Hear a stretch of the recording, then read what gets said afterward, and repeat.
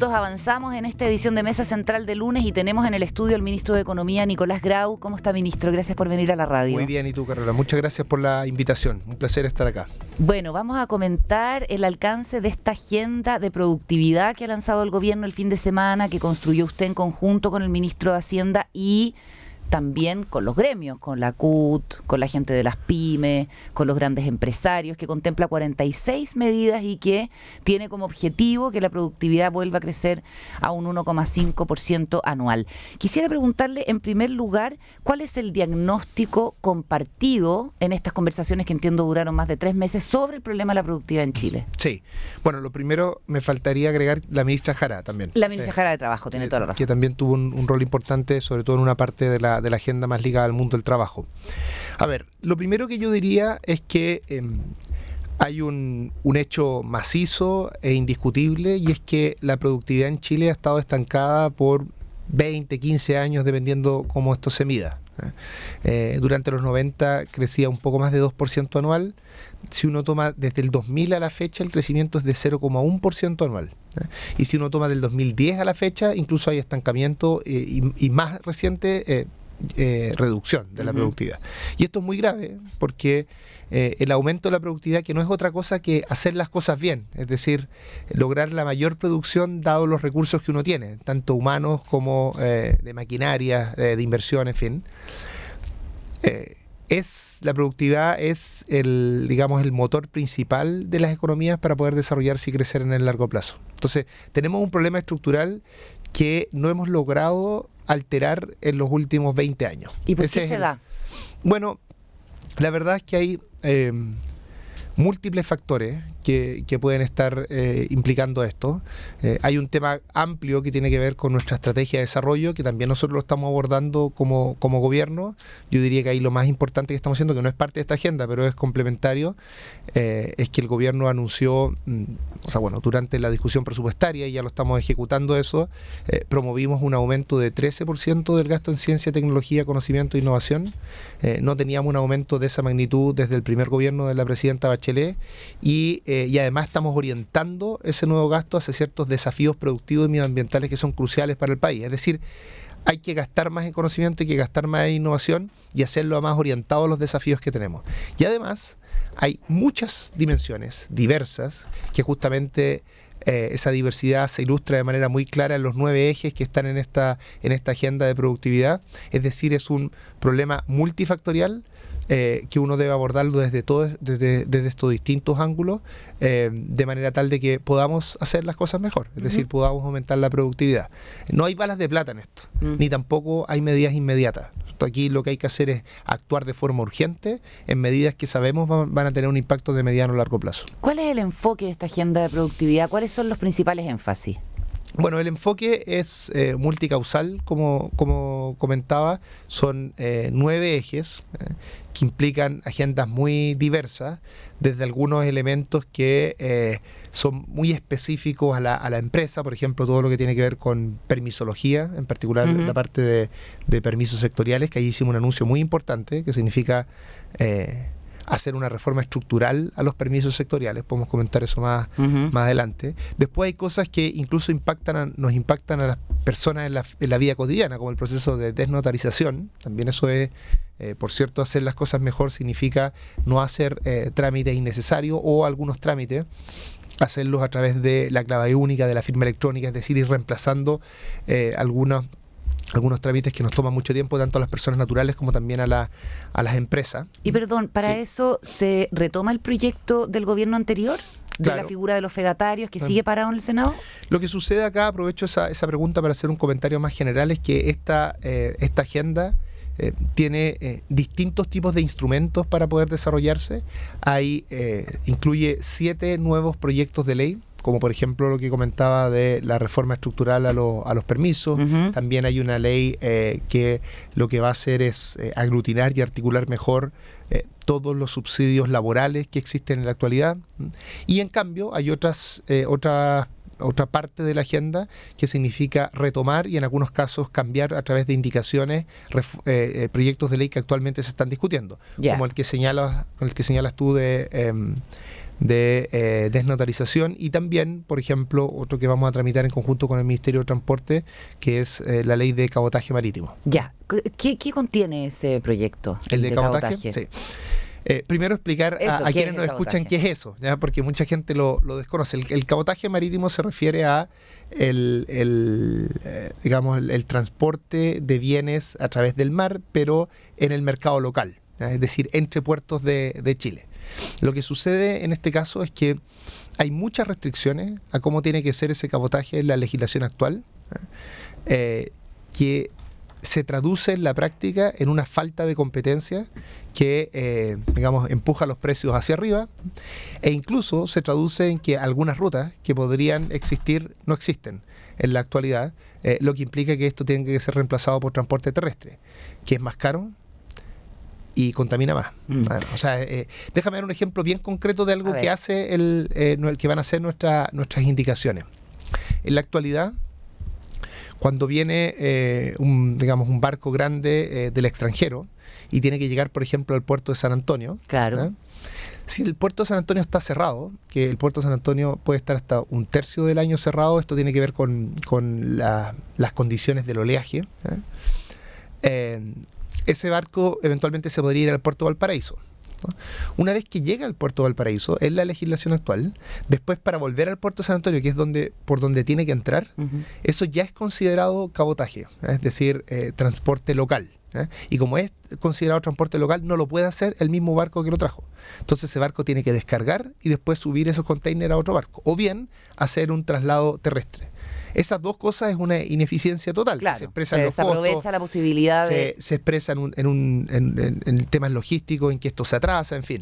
¿Qué es lo que dice el nuevo, las indicaciones que estamos incorporando? Dice, mire, vamos a considerar solo cabotaje cuando la carga esté nacionalizada, es decir, ya haya entrado por aduana. Ya. Entonces, en ese caso, como todavía no ha entrado porque tenía que entrar por el puerto de San Antonio, no se va a considerar cabotaje, y ese barco va a poder hacer el viaje al puerto de San Antonio cuando éste se abra. Es decir, son ese tipo de ejemplos que sé que esto es muy técnico, un poco árido, pero permite eficientar el transporte. Es súper importante. O sea, estamos hablando acá de cientos de millones de dólares que se van a ahorrar. Estamos hablando de un impacto positivo en el medio ambiente, y esto va a tener un impacto positivo en el sector privado y también en empresas estatales como Codelco y ENAP, que utilizan mucho el cabotaje. Estamos conversando con el ministro de Economía, Nicolás Grau, sobre la nueva agenda de productividad. 7 nuevos proyectos de ley, 8 proyectos de ley que están actualmente tramitándose, que van a tener o indicaciones o distintas urgencias por parte del gobierno. ¿Han tenido conversaciones en ese sentido con los parlamentarios y cómo está la voluntad política para poder avanzar en estos proyectos? Sí, antes de eso, déjame comentar algo que me lo preguntaste en la pregunta anterior, que me parece muy importante, y es resaltar la forma en la que nosotros construimos esta agenda. Y voy a terminar porque la parte de la conversación con los parlamentarios es parte de ese proceso. El presidente en junio, ¿no es cierto?, en la cuenta pública nos puso un desafío muy ambicioso, que era esta idea de un 1,5% de crecimiento anual de la productividad. Por supuesto, eso es algo que no se consigue ni en un mes ni en un año, pero es un objetivo ambicioso, importante, que parte por reconocer el punto de partida de estos 20 años de estancamiento de la productividad, que queremos salir de allí. Una vez que eso sucedió, nosotros en conjunto inicialmente con el Ministerio de Hacienda, luego se sumó también el Ministerio del Trabajo, tuvimos reuniones semanales y también participaba allí la Comisión Nacional de Evaluación y Productividad, que dirige Rafael Berguán, que tiene mucho estudio en esta materia. Nos fuimos juntando semana a semana, los viernes de hecho, y cada viernes veíamos un punto en particular. Entonces, desnotarización un día, comercio internacional otro día, temas de capacitación otro día, en fin.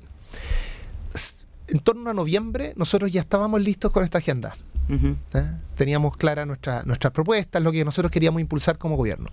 Y allí entonces hicimos la invitación a la CPC como representante de las empresas más grandes, a la Central Unitaria de Trabajadores como representante de los trabajadores y a los gremios que están aglutinados en el Consejo Consultivo de Empresas de Menor Tamaño, que sucede en el Ministerio de Economía, y ahí están los principales gremios de las MIPYME. Entonces le hicimos una presentación a cada uno de ellos, dijimos, esta es nuestra idea, tenemos estos 8 ejes en ese momento, después se agregó un eje a petición de la CUT, de hecho.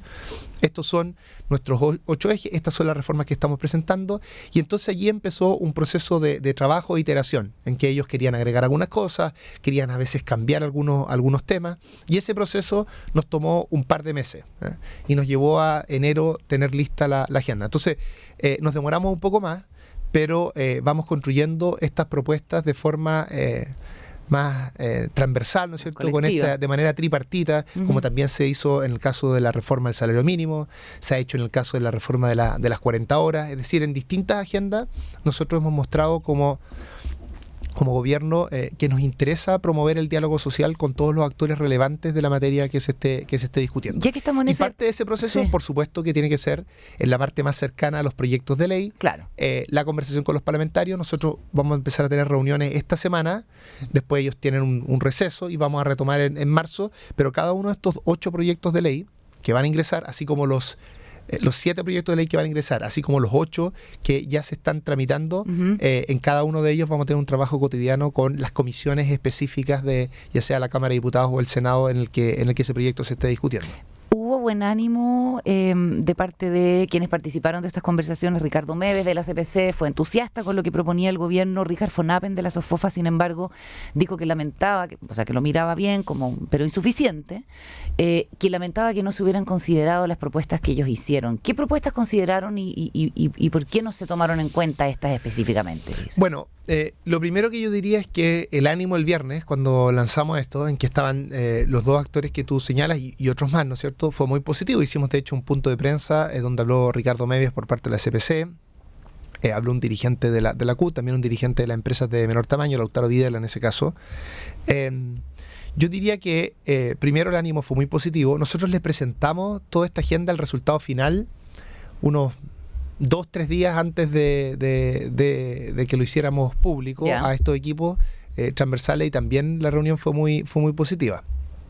Por lo tanto, nosotros creemos que esos 2 meses extra que nos tomó tener una agenda más compartida, en que se agregaran puntos, en fin, son 2 meses que rindieron sus frutos.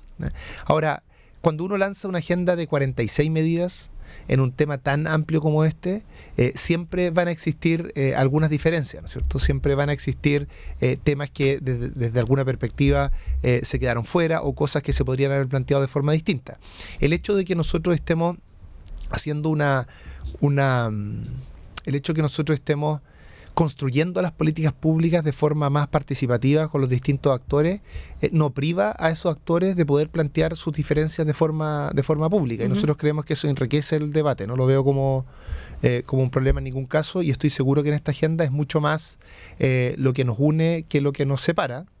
Sin ir más lejos, por ejemplo, esta reforma estructural que nosotros estamos planteando a los permisos sectoriales, que son los permisos que vienen después de la resolución ambiental, es un tema que está muy presente en los documentos de la SOFOFA, en los documentos de la CPC, en las preocupaciones de las empresas de menor tamaño. Es decir, muchas de las cosas, pongo ese ejemplo en particular, porque es una reforma bien estructural y maciza. Pero hablemos de eso. ¿Qué implica esa reforma?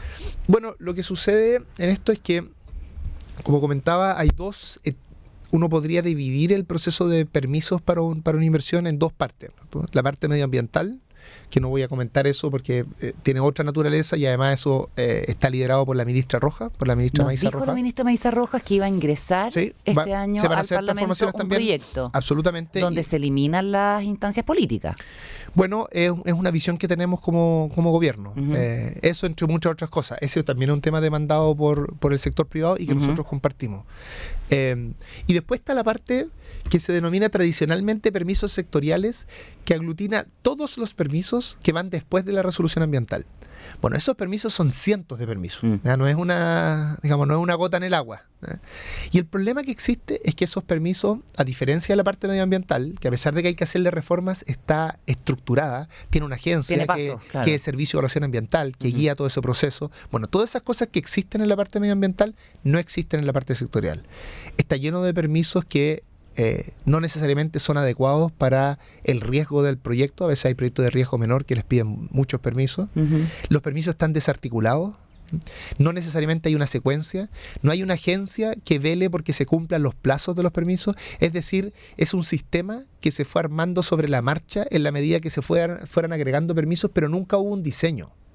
Y eso hace que sea un sistema inorgánico, que se demore mucho tiempo, con mucha incerteza para los privados. Entonces lo que nosotros vamos a hacer es reformar eso y darle una estructura. Siguiendo la experiencia internacional, aquí hay un par de experiencias muy positivas que se han hecho en países OCDE, en particular en Portugal, y ahora se está haciendo algo en Rumania. Este es un problema en todo el mundo, la dificultad de los permisos, pero en el fondo este es una parte del proceso de permisos de inversión donde hay mucho que ganar, porque esto nunca se pensó bien, digamos, nunca se hizo una articulación, y llevamos años, décadas, en que se trata de ir parchando este esquema, pero no se ha abordado de forma más sustantiva. Así que creemos que este es un proyecto que va a tener muy buena acogida, que esperamos presentar el segundo semestre el proyecto de ley, y durante el primer semestre vamos a ir discutiendo o conversando y presentando los diseños. Esto a propósito de la pregunta que tú me hacías antes del Parlamento, lo he conversado largamente con el senador Kast. Lo conversamos esto a partir de la discusión que tuvimos a propósito de la ley de presupuesto, y él tuvo un par de reuniones a partir de eso, se manifestó muy interesado en articular una bancada en el Parlamento que nos ayude a empujar este proyecto. Es decir, yo creo que a propósito de este proyecto, que creo que vamos a ser capaces de construir un amplio consenso. Es un proyecto difícil, ¿sí? Porque cambiar las cosas que llevan décadas haciéndose de alguna manera puede tener cultural, cierta resistencia e inercia en el Estado, pero es un proyecto que todas y todos están de acuerdo de que hay que impulsarlo, solo hay que tener, digamos, la voluntad política de llegar hasta el final con este proyecto. Y esa es una voluntad que, de hecho, nos ha pedido explícitamente el presidente Boric llevemos adelante. Ya, estamos hablando de la reforma estructural al tema de los permisos. Estamos junto al ministro de Economía, Nicolás Grau, comentando la agenda de productividad presentada el fin de semana. A propósito de certezas, de incertezas, de cuánto pesan los factores técnicos por sobre los políticos en las decisiones de proyectos de inversión que generan conflictos en los lugares donde se instalan, hablemos de lo que dejó Dominga, sobre todo porque, a propósito, por ejemplo, de la filtración del audio en la Cancillería, se reitera que eso ha sido una promesa de campaña, ¿cierto? Entonces uno dice, ¿cómo se puede, digamos, decir públicamente que lo técnico es lo más importante cuando hay una decisión política detrás? ¿Cuánto ha afectado, a su juicio, la confianza de los inversionistas, el rechazo de este proyecto y todo lo que ha habido detrás de él? Sí, déjame primero contar los hechos que yo creo que son importantes para enmarcar esta discusión y después dar una opinión a propósito de lo que hablábamos antes. ¿Cuáles son los hechos en esto? Nosotros lo que discutimos, lo que tuvimos que revisar en ese comité de ministras y ministros era un conjunto de reclamaciones que se hicieron a partir de la aprobación en el COEVA. El COEVA es el equivalente al comité de ministros a nivel regional. Que también se elimina en el nuevo proyecto, según nos dijo la ministra. Así es. Lo que teníamos nosotros eran 12 reclamaciones que teníamos que revisar. Hubo 10 informes de servicios relativos a esas 12 reclamaciones. De esos 10 informes, 7 tenían objeciones fundamentales al proyecto. El Servicio de Evaluación Ambiental, cuando nos hizo la presentación ese día, junta estos informes y nos propuso, más bien, o nos sugiere, ¿no es cierto?, nos recomienda rechazar. Entonces, lo que nosotros tuvimos como ministra y ministros a vista fueron estos 7 informes negativos al proyecto y además una opinión muy clara y contundente del CEA que proponía rechazar. Pero era también una promesa de campaña. Eso es cierto, pero yo estoy contando los elementos que nosotros tuvimos a consideración cuando tomamos esa decisión. Por lo tanto, imagínate que hubiéramos hecho lo opuesto. Imagínate que contra 7 de 10 informes de los organismos técnicos y además la recomendación del CEA, nosotros hubiéramos votado por aprobar Dominga. Por supuesto, si hubiéramos estado en la situación inversa, hubiese sido una situación compleja dado lo que se había declarado alguna vez por parte del gobierno, pero no estuvimos expuestos a su situación, porque los elementos técnicos eran clarísimos. Okay. Entonces, yo estoy muy tranquilo con la decisión que tomamos. Por supuesto, en el Ministerio de Economía, una de nuestras preocupaciones principales es la inversión. Trabajamos todos los días para promover la inversión, por lo tanto, somos muy cuidadosos cuando tomamos una decisión de este tipo, pero dado los elementos técnicos que estaban sobre la mesa, yo estoy totalmente convencido que tomamos la decisión correcta. Ahora, ¿está funcionando todo bien en nuestro sistema de evaluación? Y yo diría que no. Este es un proyecto que partió el 2013. No puede ser que nos demoremos 10 años en la evaluación de un proyecto. Claro, y por eso entonces la respuesta del gobierno es presentar exactamente, este proyecto. Lo que lidera, lo que pasa es que, insisto, el proyecto de permisos sectoriales viene después de esto. La parte que arreglaría la lentitud del proceso de evaluación ambiental es algo que está trabajando la ministra Rojas. Pero por supuesto que nos tiene que llamar a reflexión como país, que no puede ser que estemos 10 años en el proceso de evaluación de un proyecto. Más allá de que yo esté totalmente convencido de que la decisión que a nosotros nos tocó tomar estuvo basada en estos elementos técnicos y nosotros tomamos la decisión correcta dado los elementos que teníamos sobre la mesa. No puedo dejar de preguntarle por el conflicto de las ISAPRE y el hecho de que la Asociación de ISAPRE se haya parado de la mesa de conversación con los actores del gobierno, con este convencimiento de que no hay una verdadera voluntad del Ejecutivo por que el sistema no caiga. ¿Cómo lo ven ustedes? Bueno, lo primero es que hemos dicho de forma muy clara que acá nuestra preocupación son las personas, ¿no? Y debemos, ¿no es cierto?, abordar una situación que es una situación que no está producida por el gobierno, ¿no es cierto? Esto tiene que ver con el diseño del sistema y con ciertas resoluciones que ha habido por parte del sistema de justicia, que es independiente, ¿no es cierto? Y está muy bien que así sea. Y nuestra aproximación como gobierno en este asunto es no producir ningún problema en las prestaciones que tienen las personas, las prestaciones de salud. Ese es nuestro enfoque. Para abordar ese enfoque, por supuesto que hay que conversar con la industria, por supuesto que hay que tener la mayor apertura a solucionar el problema de forma muy pragmática, pero también teniendo esa visión de largo plazo, ¿no es cierto?, respecto a las transformaciones que tiene que haber. FONASA ya tiene un plan B, que bueno, más allá de la dificultad de implementarlo, está pensando en eso y las ISAPRES resienten, más allá de su evidente responsabilidad en esta crisis, que no hay una voluntad del Ejecutivo porque se mantenga en pie el sistema. No, yo creo que acá lo importante, y esto es algo que ha sido transversal a propósito de lo que conversábamos antes, a todas las políticas y todas las iniciativas de políticas públicas que ha empujado el gobierno, lo importante es tener estos espacios de diálogo, buscar soluciones comunes, pero tener siempre muy presente que en última instancia la preocupación del gobierno va a ser la ciudadanía.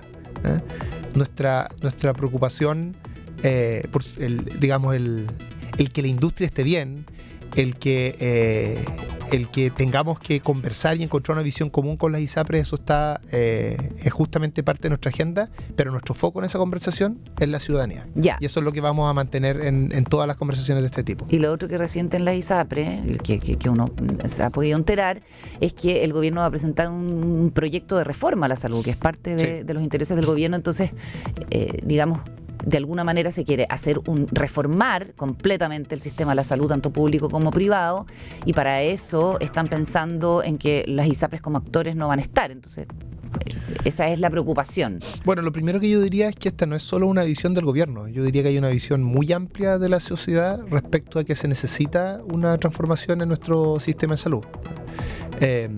Fue una promesa campaña. Por supuesto, quiero acotar que, porque estas cosas a veces se confunden, esto no significa que no van a continuar la prestación de salud por parte privada, ¿no es cierto? Eso continúa, va a seguir siendo un sistema mixto en términos de prestación.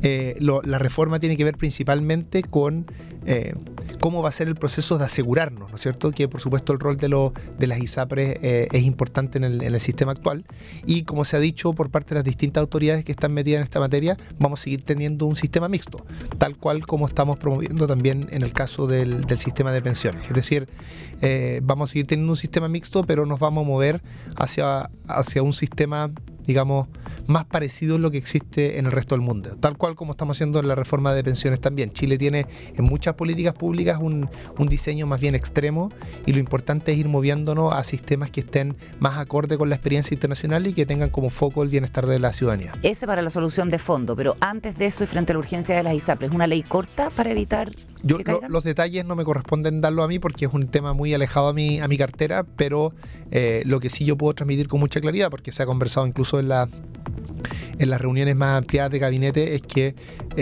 nuestra convicción es que este es un gobierno de reformas estructurales en algunos ámbitos, pero que junto con hacer esas reformas tiene que hacerse cargo de los problemas que hoy existen, Ya. ¿cierto? Y resolver los desafíos de corto plazo. Y eso es cierto para salud, es cierto para pensiones, es cierto para toda nuestra agenda económica. Es decir, tenemos que lograr conjugar esas dos cosas, solucionar los problemas hoy, los problemas urgentes, al mismo tiempo que vamos realizando las transformaciones más profundas. Ministro Nicolás Grau, muchas gracias por la conversación acá en la radio. Muchas gracias a ustedes y un gran saludo a todas y todos quienes nos escucharon. Buenos días y buena semana.